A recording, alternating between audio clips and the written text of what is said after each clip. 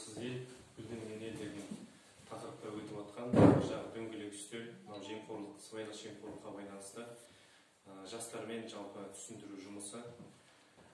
Енді қазіргі біздің қоғамымызда бұл жаңағыдай тақырыптық іс-шаралар өте үлкен ауқымда республика деңгейінде өтіп жатыр. Неге? Өйткені шынымен де біздің қазір бұл елімізде, жерімізде бар нәрсе. Сыбайлас жемқорлық деген жалпы түсінікті ғой өздеріңізге. Бұл пара алу, пара беру, жаңағыдай елдің мүддесін, қоғамның бір жақсы нәрсесін былайша айтқан кезде ақшаға сатып жіберу деген сөз.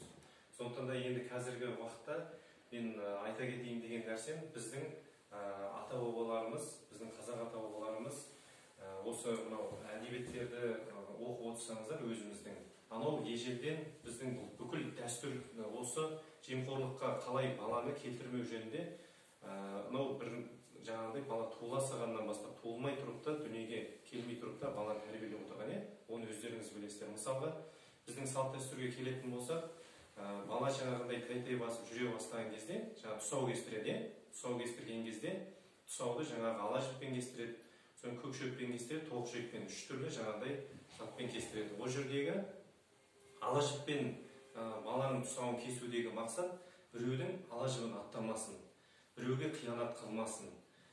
Ертең жаңағыдай өскен кезде сондай бір жаман қылықтарға қадам баспасын деген ар жағында үлкен тәрбиелік мән жатыр бұл жерде қарап отыратын болсаңыздар. Сондықтан да енді қазір міне сіздер қай сынып қазір? 10-шы сынып, иә? Міне бір жылдан кейін сіздер жаңағыдай түлек боласыздар, студент болып арғатай, одан кейін қоғамға сіздер қызмет ете бастайсыздар. Сондықтан да сіздер қазіргі кезде осы нәрсені жаңағыдай ойларыңызға осы сұрақтардың жауабын дұрыс тауып, ертең үлкен қоғамға араласқан кезде соған дұрыс жаңағындай жауап таба білсеңіздер, сіздер ертең қоғамға адал қызмет ететін боласыздар.